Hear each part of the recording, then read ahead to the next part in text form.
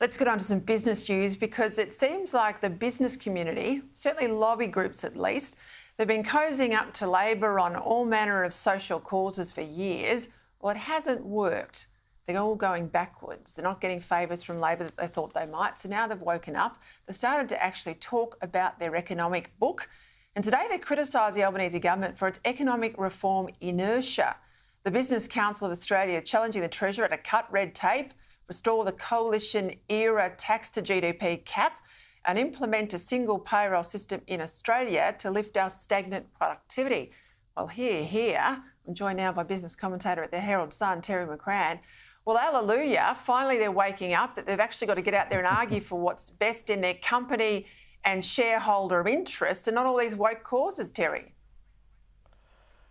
Well, it's very hard for me to respond in one sense, Peter, because anything that the business community tries to do to get more rational policy out of Canberra is to be welcomed. But where was the business community all the way through 2023 and all the way through 2022, when the Labor Party was embarked on all its frolics, was focused on all sorts of things that had nothing to do with making for a more productive Australia? And the business community, far from actually saying, hang on guys, we've got to actually produce the goods before we start handing out the largesse. Where was the business community then? And when I say the business community, I'm talking about big business, from the Business Council down. No, the business community, big business, was all on the woke agenda, social issues gravy train that the government was running and putting in money to that process. So it's a bit late, and they've allowed the Albanese government to impose all these anti-business, anti-Australian policies across the board, most particularly in the industrial relations area, most particularly in the energy space, sending up the costs of business, making it very hard for businesses to operate profitably, being fundamentally anti-productivity. Now, the idea that this is all going to be turned around by trying to do something between now and the budget in May is, at the very best, a very hopeful fantasy.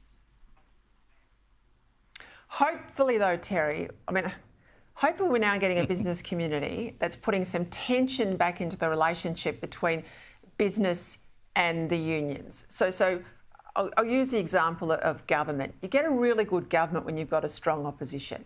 You have a weak opposition, you have a government that can do whatever it likes, and it usually takes the needle too far one way.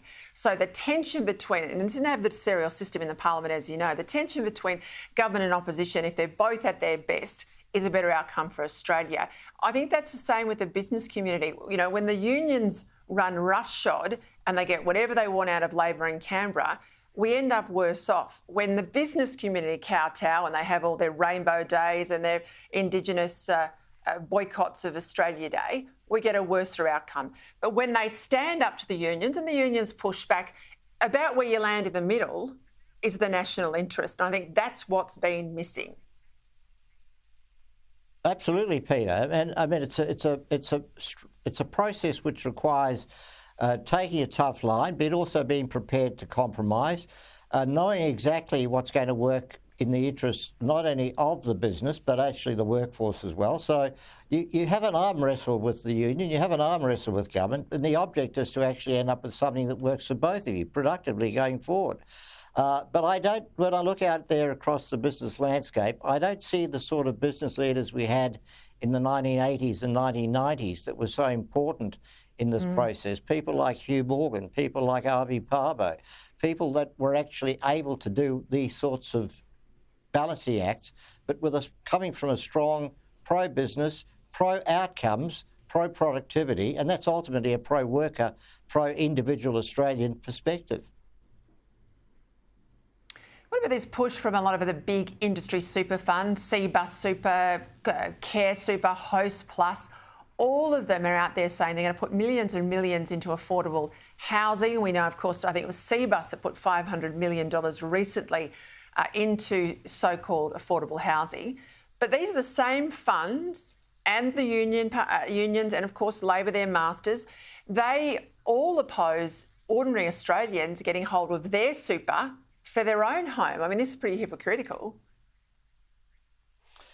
Well, and we know the reason for that, Peter, don't we? Because if individual Australians tap their super to fund the purchase or the building of a home, that super is then not in the that money is not in the control of the union super funds, generating income for the industry super funds and other super funds, obviously, as well. So the super funds don't want to see individual Australians making decisions about their own money.